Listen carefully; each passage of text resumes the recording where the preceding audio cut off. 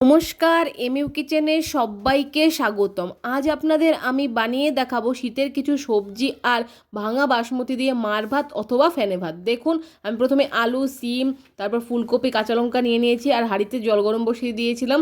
দেখুন, আমি সিমগুলো দিয়ে দিলাম, আলুগুলো দিয়ে দিলাম আর ফুলকপিগুলোও দিয়ে দিচ্ছি আর লঙ্কাগুলোও দিয়ে দিচ্ছি। দেখুন, এই সব কিছু দিয়ে দিচ্ছি।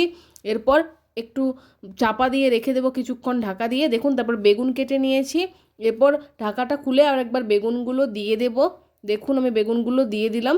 এরপর দেখুন, আমি আবার ঢাকা দিয়ে দিয়েছি। এরপর আরেকবার ঢাকাটা খুলে কিছুক্ষণ পর পরিমাণ মতো নুন দিয়ে দিব। দেখুন, নুন দিয়ে আমি একটু ভালো মতো নেড়ে চেড়ে আরেকবার কিছুক্ষণের জন্য ঢাকা দিয়ে দিব। আর কে কে এরকম মার ভাত খেতে ভালোবাসেন আমাকে অবশ্যই কমেন্টে জানাবেন। দেখুন, আমি আরেকবার ঢাকাটা খুলে নিচ্ছি। এরপর আমি আরেকবার ভালো মতো নেড়ে নিচ্ছি, দেখছি যে সমস্ত সবজিগুলো কি সেদ্ধ হয়েছে। দেখুন, আমি ভালো মতো দেখে নিচ্ছি। এরপর আমি ধুয়ে নিয়েছি ভাঙা বাসমতি চাল। দেখুন, চালটা আমি দিয়ে দেব। দেখুন, আমি দিয়ে দিচ্ছি চালটা। দেখুন, দিয়ে দিচ্ছি ভালো মতো।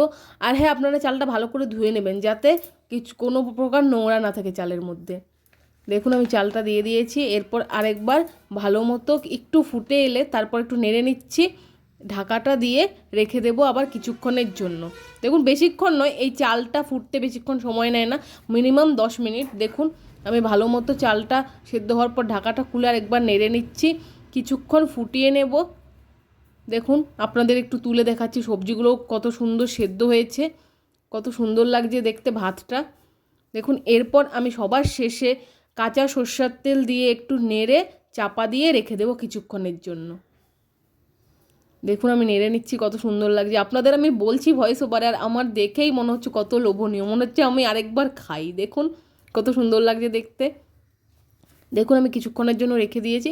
ওই মোটামুটি আমি 5 মিনিট পর ঢাকাটা খুলে আপনাদের দেখাচ্ছি। দেখুন, ভাতটা কত সুন্দর হয়েছে। চলুন, আমি একটা থালাতে আপনাদের একটু বেড়ে দেখাচ্ছি। দেখুন, কত সুন্দর লাগছে দেখতে ভাতটা। আর শীতের সকালে যদি এই রকম ফেনা ফেনা ভাত অথবা মার ভাত হয় তাহলে তো আর কোনো কথাই নেই। দেখুন, আমি ভাতটা বেড়ে নিয়েছি। আপনারা চাইলে এমনিতেও খেতে পারেন, আর একটু সাথে একটু ধনেপাতা নিতে পারেন, একটা পেঁয়াজ নিতে পারেন। আমি নিয়েছি। দেখুন, কত সুন্দর লাগছে। আর শীতের ধনেপাতা মানেই তো আপনারা ভাবছেন দিদি কি বলছে, ধনেপাতা দিয়ে এই ভাতটাকে খাওয়া যায়? সেটাও নয়, ব্যাপারটা হলো ধনেপাতার টেস্টটা আরও বাড়ায়। দেখুন, আমি আর একটা কাঁচা লঙ্কা নিয়ে নেব সাথে। ভাতে দিয়েছি, তাও আমি কাঁচা লঙ্কা নিয়ে নিয়েছি সাথে। দেখুন, কত সুন্দর লাগছে দেখতে। ভিডিও ভালো লাগলে লাইক, কমেন্ট, শেয়ার, সাবস্ক্রাইব করতে ভুলবেন না। এভাবেই আমার পাশে থাকবেন সবসময়। হ্যাঁ, আরেকটা শেষে কথা, এই ভাতের সাথে আপনারা অন্য রকমের তরকারি অথবা সবজিও খেতে পারেন, কোনো অসুবিধা নেই। আবার আসছি নতুন একটা ভিডিওর সাথে। ভালো থাকবেন, সুস্থ থাকবেন, ধন্যবাদ।